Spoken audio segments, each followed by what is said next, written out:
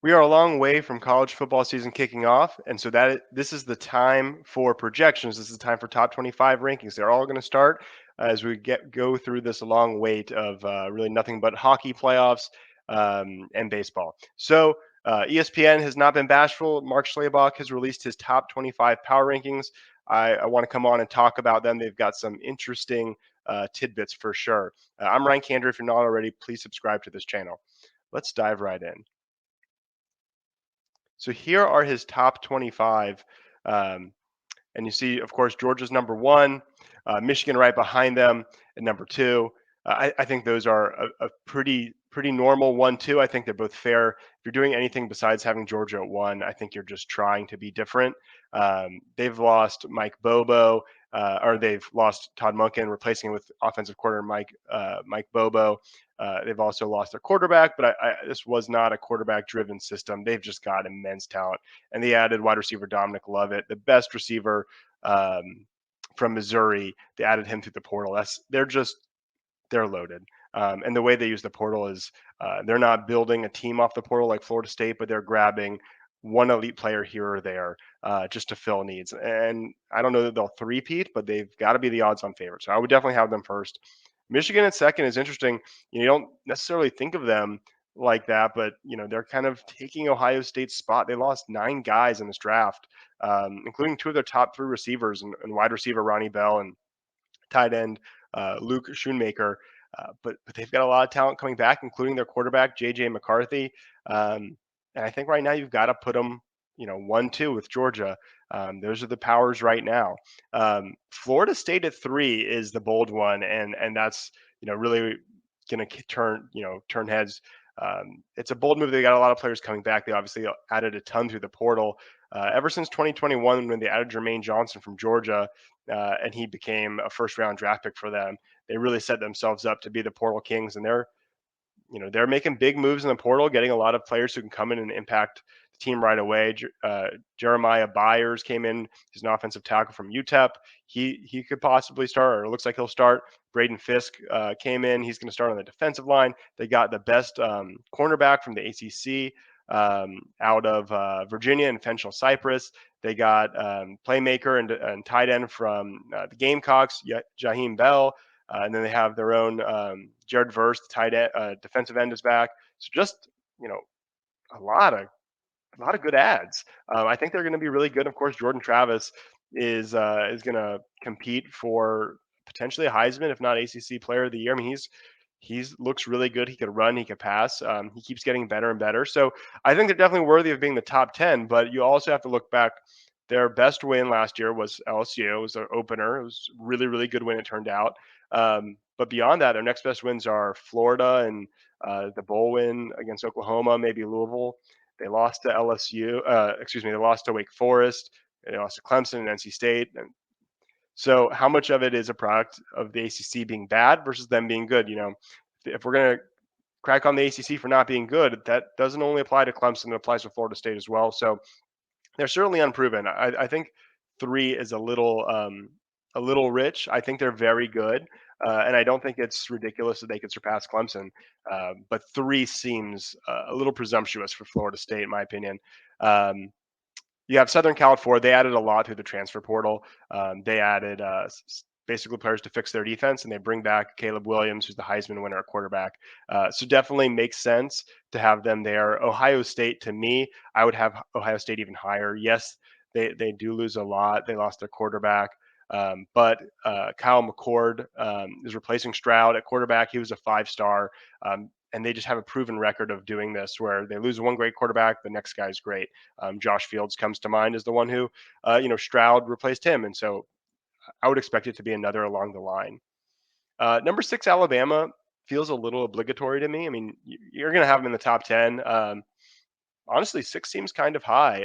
They lost Bryce Young, number 1 overall pick. They lost their best defensive player, Will Anderson, number 3 overall pick. They lost their big playmaker, Jahmyr Gibbs, the 12 overall pick.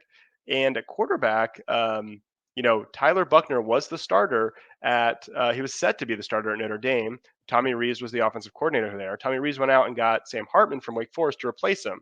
So he felt an upgrade was at least worth considering. at Notre Dame. Then he comes to Alabama, sees what he has at Alabama, and says, "Let me go get Tyler Buckner. I know he's better than this." So if Tyler Buckner's not good enough for Notre Dame, but he's good enough for Alabama, to me, that's a red flag. Only 9 starters returning. Um, Alabama, Nick Saban's probably the greatest of all time. Alabama, I hate to doubt him.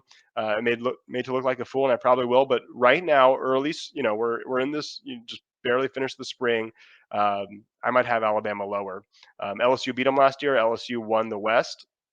They returned Jaden Daniels. They have elite wide receivers, which in the college and pro game is becoming more and more important. I'd probably have LSU above them. They had an up and down year in Brian Kelly's first year, but I think you see Brian Kelly already making an impact. They lost to LSU, they lost to Tennessee, they had a kind of a bad loss to A&M, and they couldn't compete with Georgia, but they did beat Alabama last year. They have a lot more coming back, so I'd have them above Alabama. Penn State at 8. They're probably not as good as Ohio State and Michigan, but these are power rankings, not projected finish. They'll have a new quarterback um, replacing Clifford, so that'll be interesting. There's a lot of people who are down on Sean Clifford, but he held the job for a long time, so it'll be interesting to see how good they really are. I probably wouldn't have them quite that high. At 9, you have your Clemson Tigers. I think they could be anywhere between 5 and 9 is pretty reasonable, so I don't have a big problem with this. My only reservation is seeing them behind Florida State and Penn State in particular. That seems a little off to me. They did fade down the stretch, Clemson, that is, so I don't have a problem with them being at 9.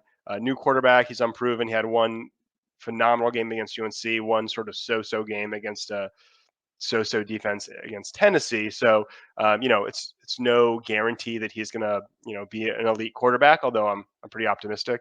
Um, so you look at that, I think the defense is going to be elite. Um, a lot of guys coming back on the defense. You see Peter Woods make a impact right away.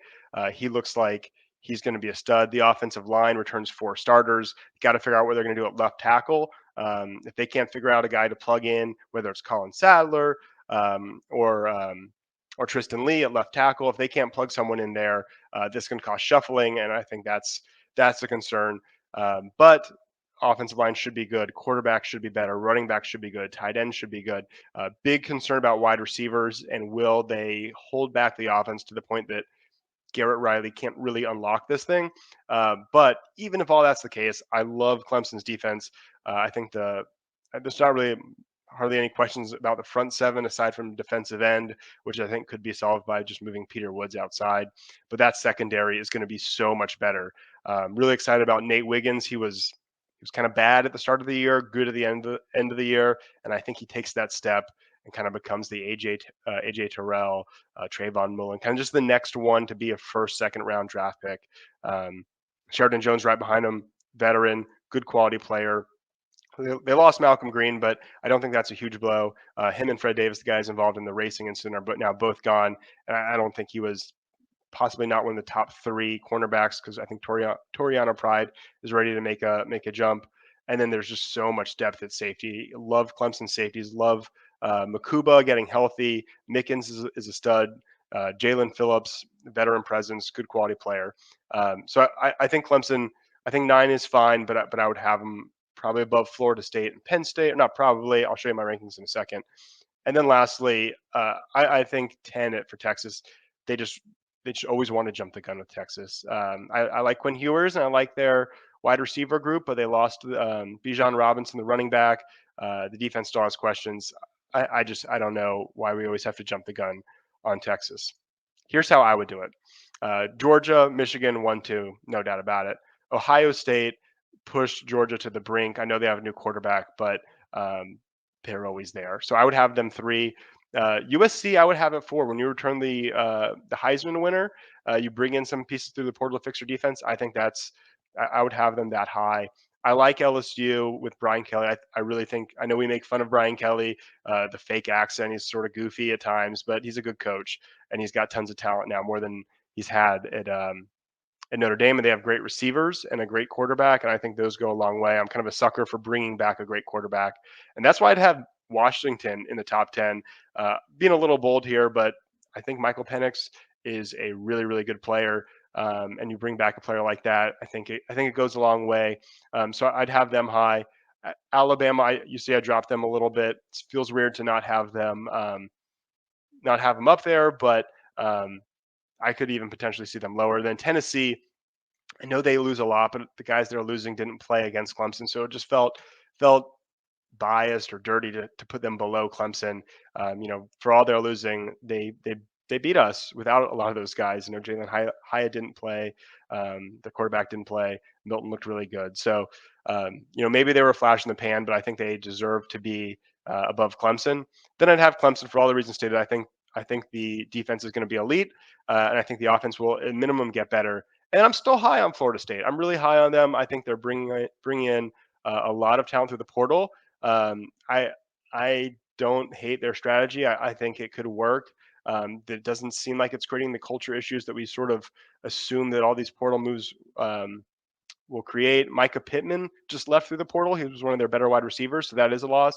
But if they get Coleman from Michigan State, I might even consider flipping them and putting them above Clemson. I think it's going to be uh, two games, Clemson, Florida State. I think they're going to be the two best games in the ACC. One early at Clemson, one in the ACC championship, and I could even foresee a scenario much like Notre Dame and Clemson in 2020, where they play, one team wins and it flips, and then they both get in. I think they're two really good teams that deserve to be in the top 10. It's no slight at all against Florida State, but three, I think, is bold for the sake of being bold. So if you're not already, really appreciate it if you could subscribe to this channel. I've got a lot more content coming and a lot more in the past. So definitely check it out. Thanks for watching.